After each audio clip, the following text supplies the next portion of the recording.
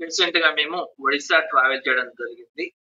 ఇందులో మేము మొదటిగా వీక్షించిన క్షేత్రం పంచరామాలలో ఒకటి. అసలు ఏంటి పంచరామాలు? పూర్వం తారకాసురుడు అనే రాక్షసుడు ఉండేవాడు. అతను శివుని కోసం ఘోర తపస్సు చేసి, శివుని ఆత్మలింగాన్ని వరంగా పొంది, కేవలం ఒక బాలుడి చేతిలో మాత్రమే చనిపోవాలని వరం పొందాడు. గర్వంతో ప్రజలను, దేవతలను పీడించడం మొదలుపెట్టాడు.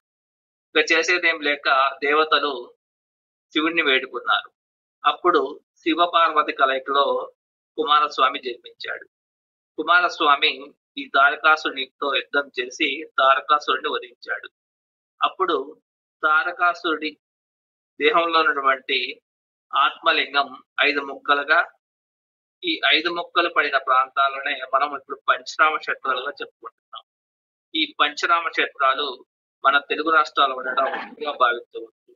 అవి ఏంటనగా భీమేశ్వరుడు ద్రాక్షారామం, భీమేశ్వరుడు కుమారరామం సామర్లకోట, రామలింగేశ్వరుడు పాలకొల్లు, సోమేశ్వరుడు భీమవరం, అమరేశ్వరుడు అమరావతి. ఈ 5 క్షేత్రాలలో మనం ఇక్కడ ఒక క్షేత్రాన్ని చూడబోతున్నాం. అదేంటనేది మీరు వీడియో చూస్తుంటే మీకు తెలుస్తుంది. ప్రస్తుతం మనం చూస్తున్న ఆలయం హైదరాబాద్ నుంచి 513 కిలోమీటర్ల దూరంలో ఉంది. ఇక్కడికి చేరుకోవడానికి మీకు ఎంత లేదన్నా 9 గంటల సమయం అయితే పడుతుంది. ఈ దేవాలయంలో శివుడు భీమేశ్వరుడిగా, అమ్మవారు మాణిక్యాంబగా దర్శనమిస్తారు. ఈ దేవాలయంలోని శివుడు ధ్వజస్తంభం ఆకారంలో చాలా ఎత్తుగా ఉంటారు. స్వామిని దర్శించాలంటే మీరు 2 ఫ్లోర్లు ఎక్కవలసి ఉంటుంది.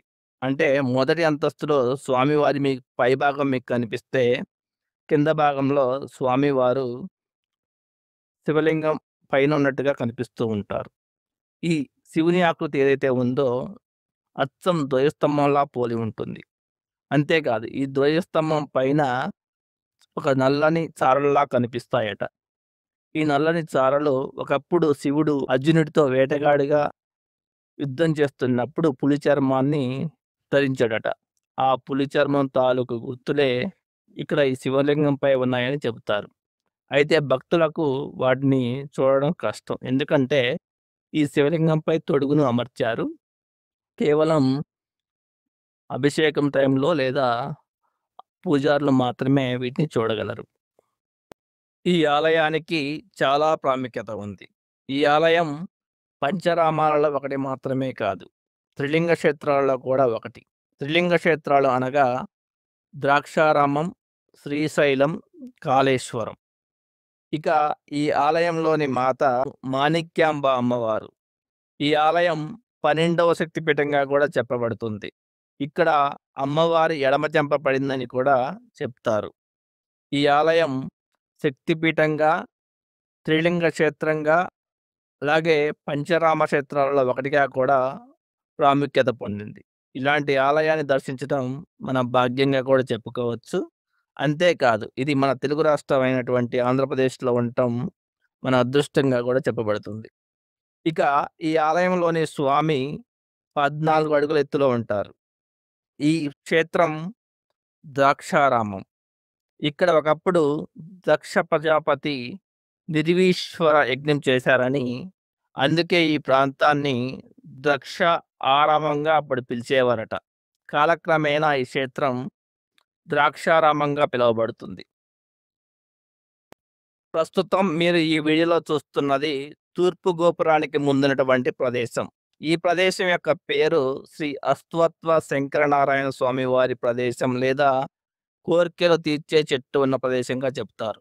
ఒకప్పుడు పరమేశ్వరుడు దక్షుని యజ్ఞం పాడు చేస్తూ ఉన్నప్పుడు శ్రీ మహావిష్ణువు పరమేశ్వరుడితో యుద్ధం చేస్తున్నప్పుడు స్వామివారి యొక్క చక్రాయుధాన్ని శివుడు మింగివేశాడట. అప్పుడు శ్రీ మహావిష్ణువు మండల దీక్ష వహించి సహస్ర కమలాలతో పరమేశ్వరుని పూజించడం మొదలుపెట్టాడట. 40వ రోజున స్వామివారు శ్రీ మహావిష్ణువుని పరీక్షింపదలసి కమలాలలో రెండింటిని మాయం చేశారు. అప్పుడు శ్రీ మహావిష్ణువు తన నయనాలనే కమలాలుగా అర్పించారట. అది ఈ ప్రాంతం యొక్క విశిష్టత. ఇప్పుడు ఇక్కడ చాలా మంది భక్తులు మండల దీక్ష వహించి స్వామివారిని పూజించి తమ కోరికలను నెరవేర్చుకోవడానికి ఇక్కడ మండల దీక్ష వహిస్తూ ఉంటారు. ప్రస్తుతం ఆలయం ఎలా ఉంది? ప్రస్తుతం ఆలయానికి 4 గోపురాలు ఉండగా దక్షిణ గోపురం నుంచి భక్తులను ఎలవ్ చేస్తున్నారు. ఇక ఆలయం టైమింగ్స్ వచ్చేసి ఉదయం 5 గంటల నుంచి 12 గంటల వరకు, తర్వాత మధ్యాహ్నం 3 గంటల నుంచి నైట్ 8 గంటల వరకు భక్తుల్ని అనుమతిస్తున్నారు. ఇక దక్షిణ ద్వారం గుండా మీరు ఆలయంలోకి ప్రవేశించినట్లయితే, అంటే భక్తుల రద్దీ అధికంగా ఉంటే మీరు టికెట్ తీసుకోండి. టికెట్ కాస్ట్ వచ్చేసి రూ. 20. లేదంటే మీరు ఫ్రీ దర్శనం కూడా వెళ్ళవచ్చు. మీరు ఆలయంలోకి ప్రవేశించిన తర్వాత మీకు రైట్ సైడ్‌లో మీకు స్టెప్స్ ఉంటాయి. మీరు ఒక అంతస్తు ఎక్కవలసి ఉంటుంది. ఆ అంతస్తులోంచి మీరు పైకెళ్తే మీకు పైన స్వామివారి యొక్క పైభాగం కనిపిస్తుంది. తర్వాత అదే దారిలో వెనక వస్తే మరలా మీరు కింద నుంచి గర్భగుడిలోకి ప్రవేశిస్తే మీకు స్వామివారి యొక్క దిగువ ప్రదేశం కనిపిస్తూ ఉంటుంది. స్వామివారు మనం చెప్పుకున్నట్లుగా ధ్వజస్తంభం రూపంలో చాలా 14 అడుగుల ఎత్తులో మీకు దర్శనమిస్తారు. స్వామివారి ఆలయంలోంచి మీకు బయట వస్తే బయట మీకు ఎడమ చేయి వైపున మాణిక్యాంబ అమ్మవారు, 12వ శక్తిపీఠమైనటువంటి మాణిక్యాంబ అమ్మవారు మీకు దర్శనమిస్తారు. అలాగే ఈ ఆలయం లోపల చిన్న చిన్న గుడులు కూడా ఉన్నాయి. అలాగే మీరు బయటకు వచ్చి చూస్తే బయట మీకు కాలభైరవుని దేవాలయం, అలాగే అష్టకాల భైరవులు, అలాగే మీకు తూర్పు గోపురానికి ముందే నంది విగ్రహం ఉంటుంది. అలాగే మీకు ఉత్తరం వైపున మీకు ఆలయం యొక్క మండపం కూడా కనిపిస్తూ ఉంటుంది. వీటన్నిటిని కూడా మీరు చూడవచ్చు. అలాగే మీరు ఈ ప్రదేశానికి అంటే ద్రాక్షారామానికి చేరుకున్నప్పుడు మీకు ఎడమ వైపున అన్నదాన సత్రం కనిపిస్తూ ఉంటుంది. కుడివైపున ద్రాక్షారామం టెంపుల్ అంటే పంచరామాలలో ఒకటి, త్రిలింగ క్షేత్రాలలో ఒకటి, అష్టాదశ శక్తిపీఠాలలో ఒకటైనటువంటి ద్రాక్షారామ క్షేత్రం మీకు కనిపిస్తూ ఉంటుంది. ఇక అన్నదాన సత్రం మధ్యాహ్నం 2 గంటల తర్వాత క్లోజ్ అయిపోతుంది. కాబట్టి మీరు ఒకవేళ అన్నదానం చేయాలనుకుంటే, అంటే అన్నం తినాలనుకుంటే 2 లోపల ఈ క్షేత్రాన్ని దర్శించండి. ఒకవేళ మీకు ఇక్కడే స్నానం చేసే ఆలోచన ఉంటే మీరు ఆలయానికి చేరుకున్న వెంటనే మీకు ఎక్కడైతే పార్కింగ్ ఉందో ఆ పార్కింగ్ ఎదురుగానే మీకు అంటే అన్నదాన సత్రానికి, దేవాలయానికి మధ్యలో మీకు స్నానఘట్టం కూడా ఉంది. మీరు అక్కడికి వెళ్ళి చక్కగా స్నానం కూడా చేయవచ్చు. అలాగే ఈ ఆలయం ప్రాంగణంలో మీకు ఒక చోట అంటే ఒక మూలన ఆలయం నమూనాని పోలిన ఒక చిన్న దేవాలయం కనిపిస్తూ ఉంటుంది. అదేంటని ఒక పూజారిని అడక్క అంటే భవిష్యత్తులో మనుషులంతా అంతమైపోయిన తర్వాత మనుషులు మరుగుజ్జులుగా పుడతారట. అప్పుడు ఆ మరుగుజ్జులకు ఈ దేవాలయ దర్శనం చేయడం కష్టతరం అవుతుందని చెప్పి ఇలా ఆలయం యొక్క చిన్న నమూనాలు ఉన్నాయట చెప్తున్నారు. ఈ చిన్న నమూనా చూస్తే అచ్చం మనకు పెద్ద ఆలయాన్ని పోలి ఉంటుంది. అలాగే ఈ చిన్న ఆలయం లోపల కూడా ఒక చిన్న శివలింగం అనేది మనకు కనిపిస్తూ ఉంటుంది. ఉత్తర మండపానికి ఎంట్రన్స్ లో మీరు లోపలికి వచ్చినట్లయితే మీకు రైట్ సైడ్ లో మీకు వాయులింగం కూడా కనిపిస్తూ ఉంటుంది. అది కూడా దర్శించుకోండి.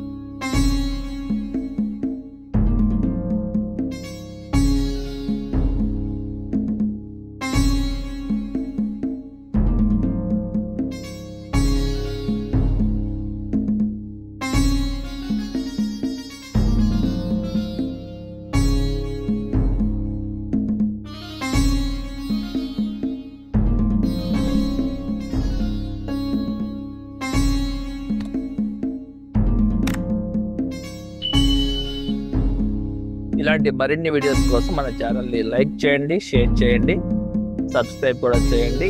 తిరిగి మరొక వీడియోలో కలుసుకుందాం. నెక్స్ట్ వీడియోలో మీకు పంచనామ క్షేత్రాలలో మరొక క్షేత్రాన్ని చూపించే ప్రయత్నం అయితే చేస్తాను. Thanks for watching. Keep watching.